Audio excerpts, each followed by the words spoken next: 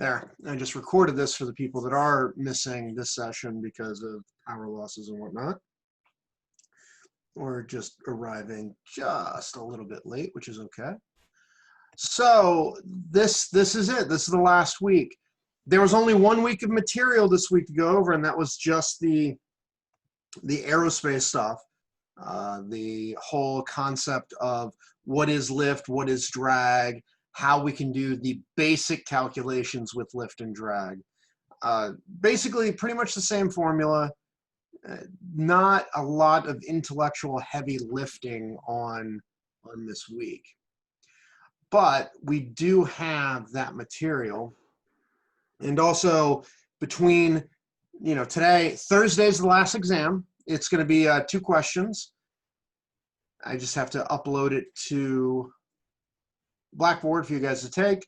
We'll get together Thursday. You guys will take the exam. I'll put your grades in probably on Friday because I want to be done as much as you do. So, you can enjoy the last month while I spend the last month prepping for classes in the fall.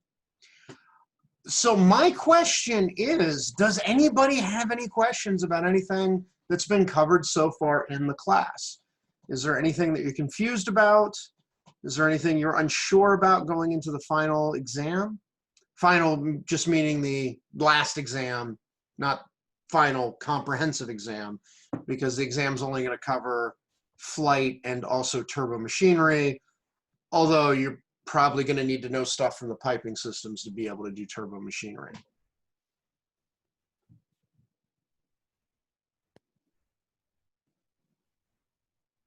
I'm hearing a whole lot of silence. There's no questions whatsoever. I sent you a problem on your email from the Connect. I don't know if you saw that. Okay. It was with a car and like a board, I think it was, sticking up from the car. And I kept getting it wrong. I'm not entirely sure. Okay. Well, we can take a look at that because that's using the definition of boundary layer.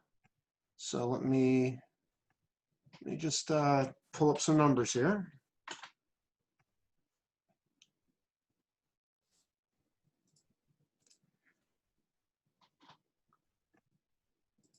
Just give me 1 minute.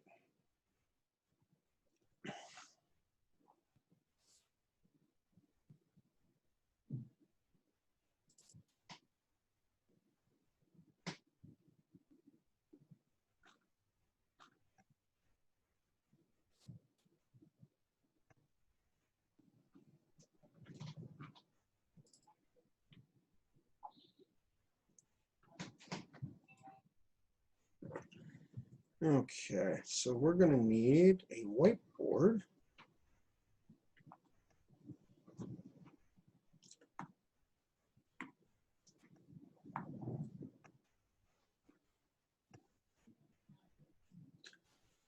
Okay.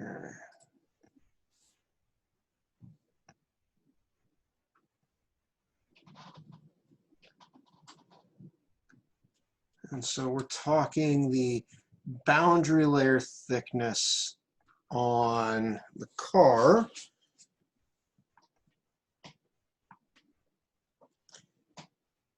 Just trying to get, there we go. Getting a little bit of my stuff out of the way here because there's a lot of icons on my screen that you cannot see. And so this one we have the car and it's got a surfboard on the top. And so we have our boundary layer thickness. So this, oh, I'm sorry, it's not a surfboard. It is a piece of, a 4x8 piece of plywood.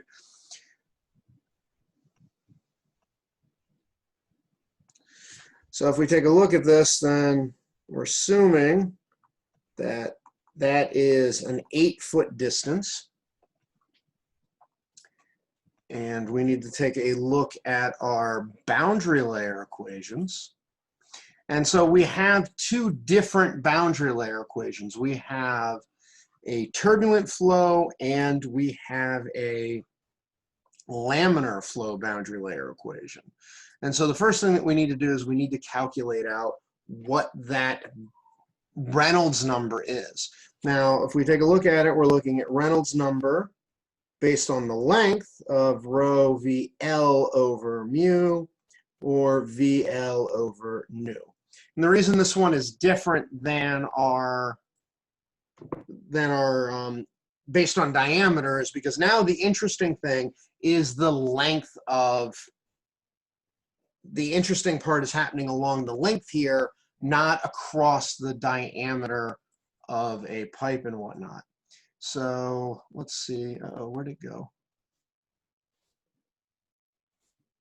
I had the question up, at least to see what the number was.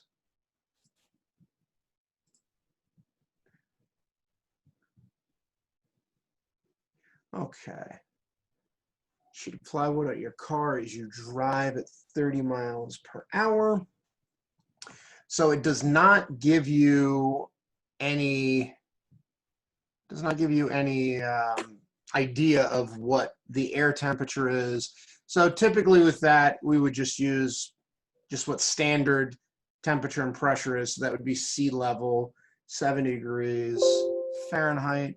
So let me open up I'm opening up my engineering handbook here so I can go figure out what the kinematic viscosity of air is at 70 degrees.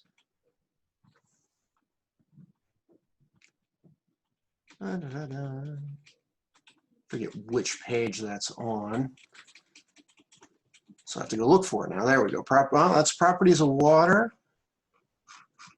This is on 199. And that does not have air properties with the fluid mechanics. Is that with the, I think that's in the thermodynamics section.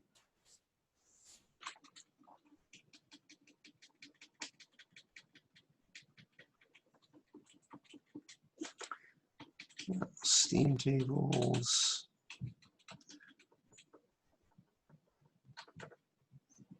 Okay, gas is air.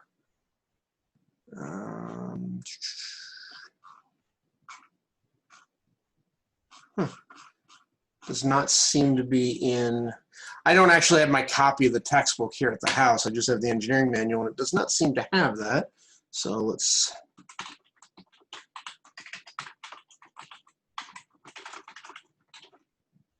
does anybody have the kinematic viscosity of air handy? So we can just write it in here.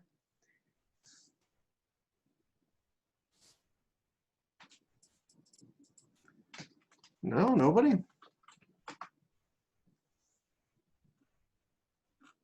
Okay, let's look it up here.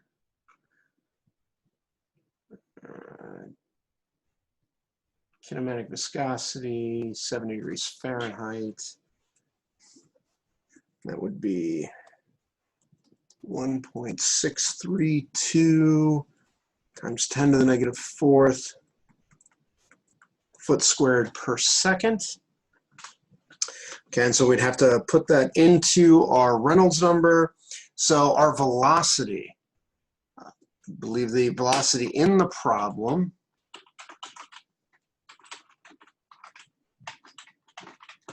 where'd it go? Velocity was 30 miles an hour. So let's come over here. So velocity is 30 miles per hour. And if I look up my conversion factor, 1 mile per hour is 1.467 feet per second. So that would be, if I make that multiplication, 30 times 1.467, it's going to give us 44.01 feet per second.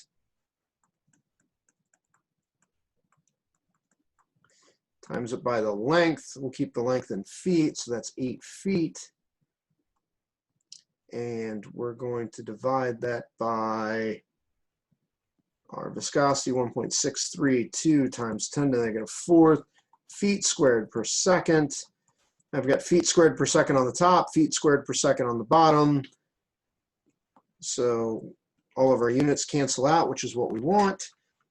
Let's see, multiply this stuff together, divide by 1.632 times 10 to the negative 4.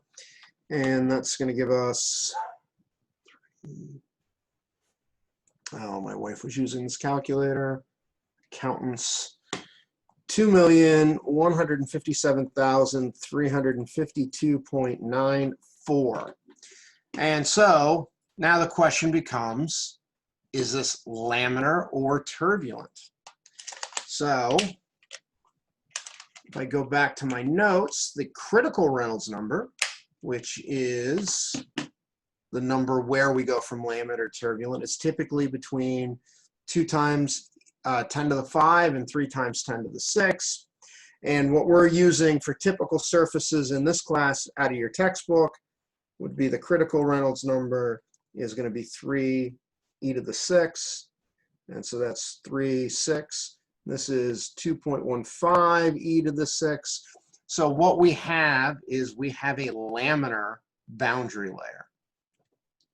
Okay, so if we have a laminar boundary layer, our boundary layer thickness over the length is going to be 5 divided by the square root of that Reynolds number. Okay, so delta divided by 8 feet, which is given in the problem. Now let me take a look here. I believe I think the problem was asking for the answer in inches. Let's go back and look at that. Yeah, it's asking for that in inches. So instead of using 8 feet here, we're going to multiply that by 12 inches per 1 foot to have that cancel correctly. And then we're going to do 5 divided by our Reynolds number of 2.15 e to the 6 square root. And let's see, so we're going to have delta over 8 divided by, 8 times 12. So that's delta over 96 inches is going to be equal to 5 divided by 2.15 e to the 6. And then we'll take the square root of that. So 1.466 e to the 3. So that's going to give us delta is equal to 5 divided by this, and then multiply that by 96 inches. So our boundary layer thickness in inches for this should be 327 inches. And then if we look at, now the second part of the problem was asking what the drag force is in newtons. So they're tripping us up because if we do this normally, it's going to be in the English system, which means pounds, but it's asking for newtons. So what we're going to do is we'll figure out what the drag is, and then in pounds, and then we'll calculate it out into newtons. So we're looking for the drag force on that sheet of plywood. Let's get a new screen here. So the coefficient of drag is going to be the drag divided by 1/2 rho v squared over a star. And so now what we're looking at is, remember what's a star? A star is talking about what area are we looking at. We've got frontal area, planform, and wetted area. Wetted area we're going to use for things like ships and blimps, which this is not, so we can throw that away. Frontal area is what we use on on blunt bodies, so like parachutes and buildings and whatnot, which this is not. This we'd want to use the planform area because the planform area is good for wide, flat bodies. So instead of a star, this will be a planform. So now what we need to do is we have to calculate that out. And what we're going to need to do is we're going to need to look in the book for what our coefficient of drag can be for our slim surface. And so if we go and we look at, where is that stream? If we look at our stuff for pressure and friction drag, see, we can look at it going, well, flat plate, the more we get to the flat plate, the more we get to, oh, that's not what we're looking for. Let me pull up our book, because we need to find in our book what the coefficient of drag on a flat plate would be. And truthfully, I don't know that one off the top of my head, because I typically am not looking at flat plates.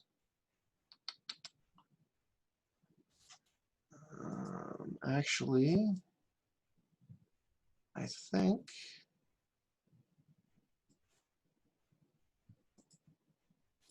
oh, wait a second. We don't even have to go into the coefficient of drag, because we can compute it with,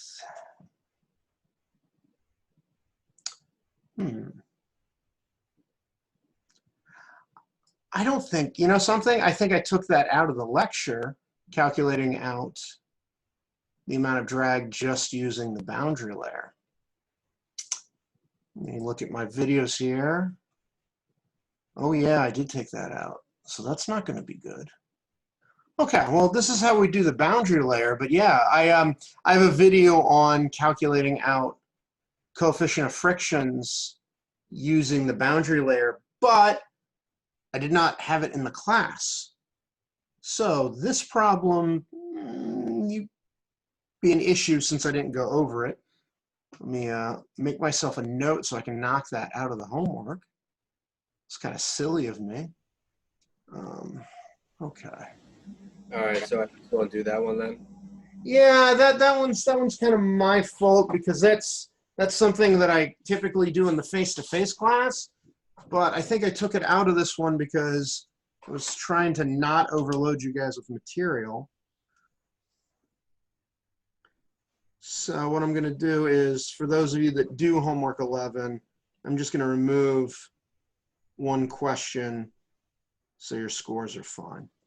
I do apologize for that part, but the boundary layer stuff, that's how you do that part. And so hopefully nobody had any problems with that. I could show you the calculating out the coefficient of drag based on boundary layer, but at this point in the class, I don't think anybody really cares. I think everybody just wants to be done with everything. So I'm going to go along with that assumption, because that's probably a good one. Okay, sounds good. Does anybody else have any other questions? Like I said, I really have nothing for tonight, since we're going like right into the last thing. I wanted to field any questions for the last that anybody had for the last exam before Thursday.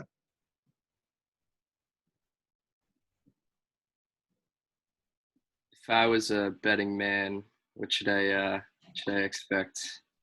You're going to have a question on flight, and you're going to have a question on turbo machinery, All right. because that's what we've done since the last exam. And so flight includes basically boundary layer, coefficient of lift, coefficient of drag, so that stuff. And then turbo machinery is, okay, you know, you've got this piping system. How do you pick a pump from the pump charts? How do you calculate out specific speeds so you know what kind of pump that you're looking for? How do you calculate out net positive suction heads so you'll know whether or not the pump cavitates? You know, once you pick the pump from the chart, can you read the chart and pull out what's the efficiencies, the brake horsepower, and all that kind of stuff from it? Okay. All right. Thank you. Yeah, no problem.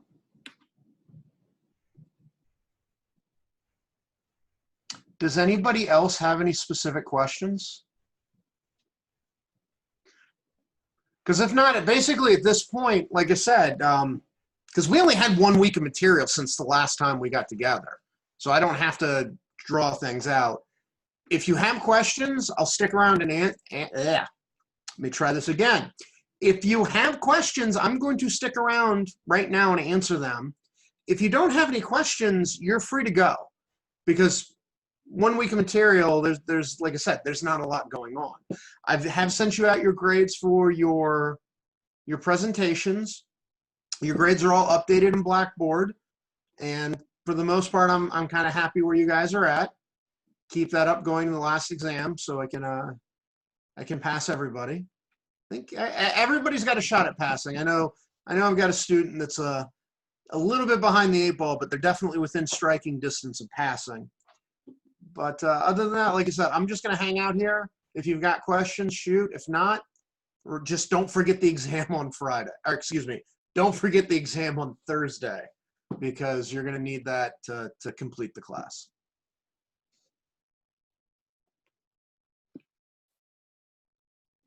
Okay, thank you. Yeah, no problem. All right, thank you. I'm just gonna finish up the week 11. If I have any questions, I'll shoot you an email Oh, about. please do. If you guys can shoot me an email. If anybody needs to meet tomorrow night, I would be able to. Maybe Thursday morning. But don't leave it till Thursday morning. If you've got questions, make sure you get them in tomorrow, because you want to be ready. You want to be prepared for the exam. Okay, all right. I'll meet with you tomorrow night. Okay, just send me an email and we can set something up. All right, sounds good.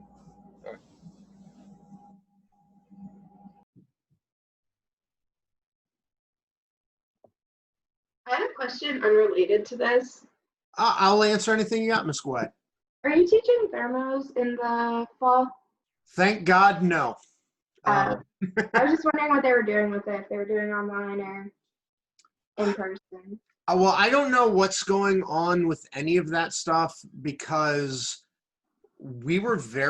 our school has been very late into getting that stuff out. I just found out what classes I'm teaching last week. I don't typically teach thermos anyway. I've only taught it once. I hate thermodynamics. I hadn't seen it since I was an undergrad, so it was a bad thing that they told me to teach it one semester.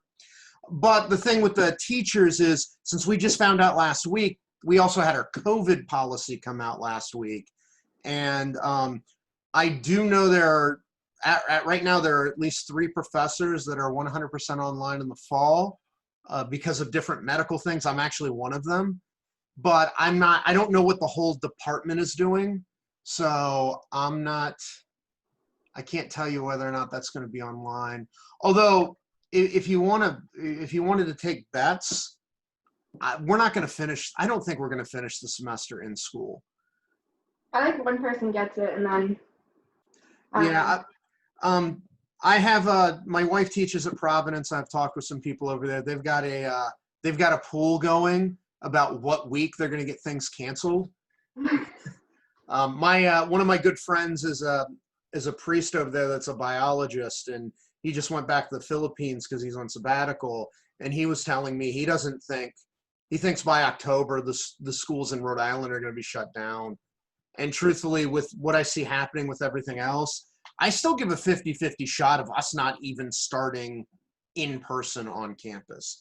But I know nothing about that. That's just me, because I don't think we're going to make it more than a month into school before it all goes online anyway.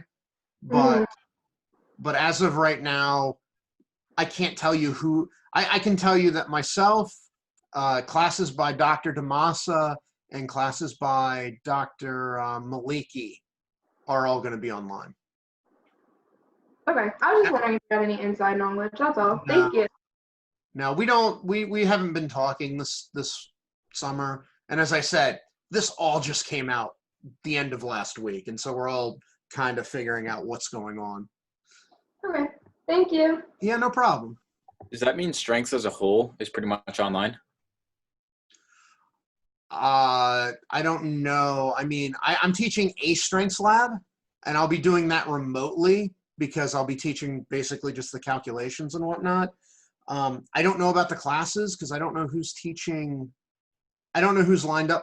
I know I do not have any sections of strength and materials class this fall, unless something gets changed in the next 2 weeks. I'll be teaching fluid mechanics, intro design, computer modeling. Is that it? I think that's it. All right. I think so. Was there did you have any problems where you incorporated everything? Like all the problems on the little worksheets would just be like pick the pump and calculate the speed. Is there any problems that you had from like old tests or anything that kind of went through all the steps in one? Or is that something I should just piece together by myself? No, I gave a couple of finals that pieced it all together. Yep. The problem is that's when I used to give take-home finals because those it takes a long time to do all of that at the same time. Just because, especially as you just learned it, I don't do that anymore because I found out some of these little shitheads are putting it up on Chegg and having them answer it. So I can't do that anymore. If you send me an email, if you want, I can send you one of the old test problems and you could give it a try if that's how you wanted to practice. That would be awesome because I'd like to go through all the steps and just get a process down so when the test comes, it kind of comes off easy. Yeah, I will actually, let me move my computer here. Let me find the one. But yeah, those I like. I really liked giving problems like that because I thought it was more interesting to be able to work through all of it. It is But cool. as I said, kids ruin it for everybody. Yeah, especially next semester. That I don't know how to. What are they going to do? The Blackboard lockdown? Have they discussed that? No, it's basically every professor is going to do their own thing. I'm probably going to, at least for this class, it'll be the same kind of thing where I just write some questions and I throw some weird stuff together and change numbers and whatnot.